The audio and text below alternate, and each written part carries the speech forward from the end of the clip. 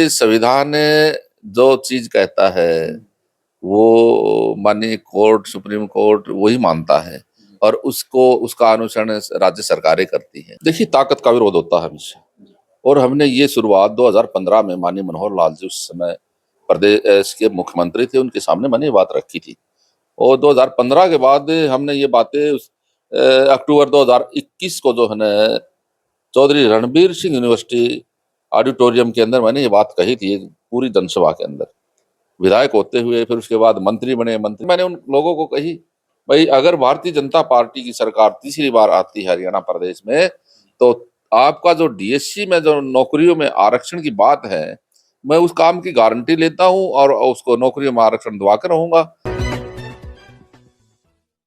दोस्तों नमस्कार, मैं विकास, आप देख रहे हैं जस्ट टीवी इंडिया। और इस समय डीएससी समाज की आन बान शान, या हम कहें हरियाणा में जो इलेक्शन हुआ था उस पूरे इलेक्शन को पलटने वाले विशंबर वाल्मीकि जी मेरे साथ समय मौजूद हैं। जब लोग कयास लगा रहे थे कि हरियाणा में फिर से कांग्रेस की सरकार आने वाली है और नरेंद्र मोदी जी की रैलियों में भी 5,000 से कम लोग थे, उस समय विशंबर वाल्मीकि जी अपने काम में लगे हुए थे और बीजेपी की जीत का अगर श्रेय हम कहें तो कहीं ना कहीं विशंबर वाल्मीकि जी को जाता है। सर, क्या कहेंगे हरियाणा में जो आपने खेल पूरा पलटा है, क्या कहना चाहेंगे उसको लेकर आप? देखिए, मैंने तो नहीं पलटा, हरियाणा की जो पूरे प्रदेश की देवतुल्य जनता है उन्होंने इस गेम को पलटा है। हाँ, हमने प्रयास जरूर किए हैं अपने डीएससी समाज को लेकर के।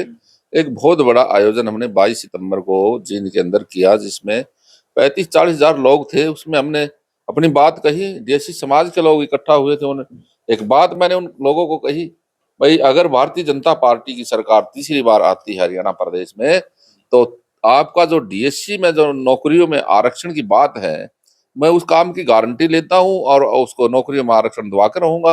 ये बात कहीं ना कहीं जो डीएससी समाज पूरे प्रदेश भर से आया हुआ था उनके दिमाग में बैठेगी और उन्होंने पूरा का पूरा एक मुश्त वोट भारतीय जनता पार्टी को दिया, जिसका परिणाम तीसरी बार हरियाणा प्रदेश में भारतीय जनता पार्टी की सरकार बनी।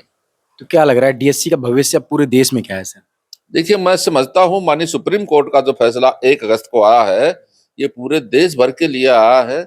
मुझे लगता है आहिस्ता आहिस्ता हरियाणा प्रदेश में हुआ है, फिर दिल्ली में होगा, फिर उत्तर प्रदेश में होना है, फिर मध्य प्रदेश में होना है, फिर राजस्थान में होना है। इस तरह पूरे पूरे पूरे देश भर के अंदर ये डीएससी लागू होगा और इससे डीएससी समाज का जो है एक प्रकार से भला होने वाला है, वो इसी से होना है। क्योंकि शेड्यूल कास्ट में मैं हरियाणा की बात करूं आपके सामने, हरियाणा प्रदेश में शेड्यूल कास्ट में 22.5% वोट है। 22.5 में से 8.5% जो हमारे चमार भाई हैं उसमें 7-8 जाति आती हैं और उसके बाद जो है 14% जो वोट है उसमें डीएससी समाज की 36 जाति आती हैं। तो जो 14% हरियाणा प्रदेश में वोट है वो पूरे का पूरा भारतीय जनता पार्टी को गया है, जिसके कारण हरियाणा प्रदेश में तीसरी बार भारतीय जनता पार्टी की सरकार बनी है और एक ऐतिहासिक जीत के साथ, प्रचंड बहुमत के साथ प्रदेश में भारतीय जनता पार्टी की सरकार आई है। विशंबर जी, हरियाणा की बात करें तो आप हैं वहां पर मौजूद, आपका दम दिखा और डीएससी आपने लागू करवा दिया। लेकिन तमाम चर्चाओं में मैंने सुना कि तमाम कैबिनेट की मीटिंग हुई थी, डीएससी का मुद्दा ही नहीं था, एजेंडे में नहीं था, टेबल कॉन्फ्रेंस में नहीं था, लेकिन आप आए, आपने डीएससी हरियाणा में लागू करा दिया। लेकिन विरोधी भी बहुत बड़े हैं, पूरे देश को अगर देखा जाए तो विरोधी खड़े हुए हैं। कैसे फिर लागू हो पाएगा ये? देखिए, ताकत का विरोध होता है हमेशा और हमने ये शुरुआत 2015 में माननीय मनोहर लाल जी उस समय प्रदेश के मुख्यमंत्री थे, उनके सामने मैंने ये बात रखी थी और 2015 के बाद हमने ये बातें अक्टूबर 2021 को जो है ना चौधरी रणबीर सिंह यूनिवर्सिटी ऑडिटोरियम के अंदर मैंने ये बात कही थी एक पूरी जनसभा के अंदर, विधायक होते हुए फिर उसके बाद मंत्री बने। मंत्री बनने के बाद भी मैंने कबीर जयंती पर ये बात कही गोहाना के अंदर और ये कहीं ना कहीं जाकर के माननीय मुख्यमंत्री हमारे नायब सैनी जी ने इसको लागू किया और लागू करते ही जैसे तीसरी बार सरकार आई तो पहली कलम से माननीय मुख्यमंत्री जी ने इसको लागू किया पूरे प्रदेश भर में। हम धन्यवाद करते हैं माननीय मुख्यमंत्री जी का।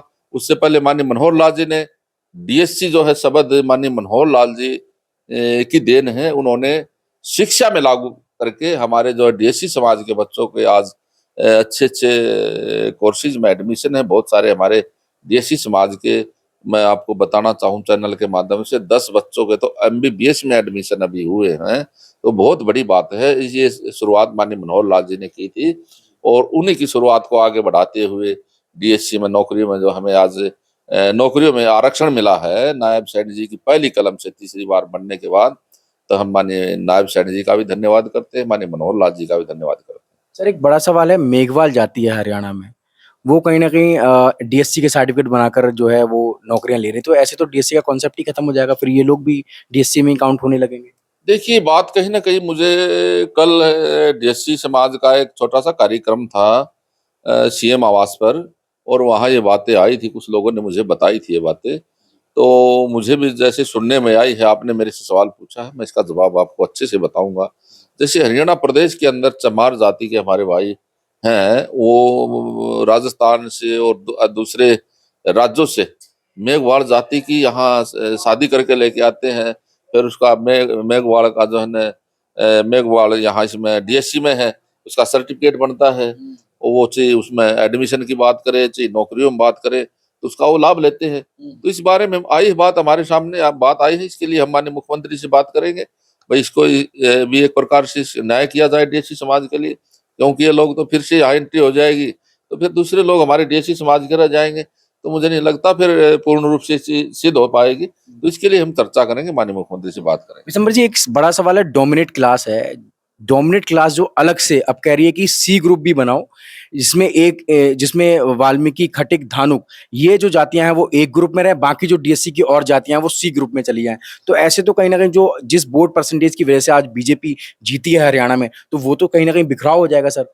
ये डोमिनेट क्लास डिमांड कर रही है हरियाणा में। ना, ऐसी कोई बात नहीं, ऐसी कोई बात सामने नहीं आई है, और मुझे लगता है ऐसी बातें निराधार हैं, और जनसंख्या के आधार पर प्रदेश के अंदर, हरियाणा प्रदेश में जो आप डोमिनेट कास्ट की बात कर रहे हैं, हरियाणा प्रदेश में इतना नहीं है।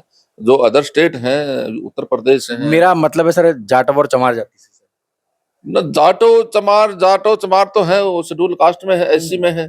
डीएससी में 36 बिरादरी है, वाल्मीकि, धानक, कटी। डिमांड तो वही कर रहे हैं सर, डिमांड वही कर रहे हैं कि जो अलग से एक कैटेगरी बनाओ जिसमें खटिक और वाल्मीकि और धानुक एक एक साथ होनी चाहिए, बाकी और जातियां अलग हों। देखिए, संविधान जो चीज कहता है वो माननीय कोर्ट, सुप्रीम कोर्ट वही मानता है, और उसका अनुसरण राज्य सरकारें करती हैं। लेकिन लोग तो इसको गैर संवैधानिक भी कह रहे थे। ना, लोगों का क्या पता, लोग तो पता नहीं क्या कहेंगे। मैं नाम भी ले लेता हूँ, मायावती, चंद्रशेखर।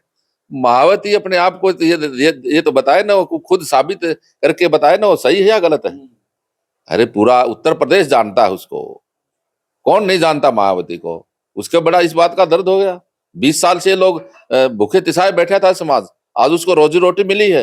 जो भूखा बैठा था समाज, उसको रोजी रोटी मिली, उनको इस बात की तकलीफ हो गई है। तकलीफ नहीं होनी चाहिए उनको। 2 भाई हैं, 4 भाई हैं, अगर 4 भाइयों का एक भाई ही जो न हक लेता रहेगा, 3 भाई अलग भूखे बैठे रहेंगे, ये न्याय थोड़ी है।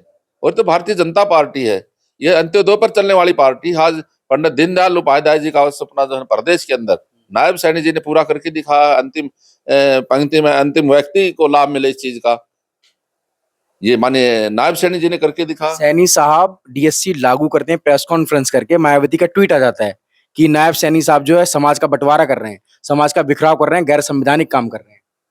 नायब सैनी जी ने कोई बंटवारा नहीं किया, नायब सैनी जी ने मानी सुप्रीम कोर्ट का जो फैसला आया उसको लागू किया है। तो क्या कहेंगे, दिल्ली में भी इलेक्शन होने वाले, क्या विशंबर वाल्मीकि एक फिर से इतिहास रचेंगे दिल्ली में? देखिए, अब जैसा समय आएगा वैसा हम काम करेंगे, और डीएससी समाज जहां हमें बुलाएगा, दिल्ली का हो, चाहे उत्तर प्रदेश का हो, चाहे हिमाचल प्रदेश का हो, चाहे पंजाब का हो, चाहे राजस्थान का हो, चाहे तेलंगाना का हो, कहीं का भी हो, विशंबर वाल्मीकि जाएगा, रुकेगा नहीं। तो विशंबर वाल्मीकि नहीं रुकेंगे, क्योंकि टिकट भी कटी, तमाम बातें हुई, लेकिन समाज का दर्द था, और उस समाज के दर्द ने आज हरियाणा में डीएससी लागू करा दिया है। और पूरा देश आंख लगाकर देख रहा है कि जो हरियाणा में फैसला हुआ वो उत्तर प्रदेश में कब होगा, दिल्ली में कब होगा, राजस्थान में कब होगा, मध्य प्रदेश में कब होगा, पूरे देश में डीएससी लागू कब होगा। क्योंकि डीएससी, डिप्राइव्ड शेड्यूल कास्ट के तमाम लोग आज एक ही नजर देख रहे हैं कि डीएससी लागू हो तो कहीं ना कहीं उनके अच्छे दिन जरूर आएंगे। तमाम खबरों के लिए आप देखते रहिए जस्ट टीवी इंडिया।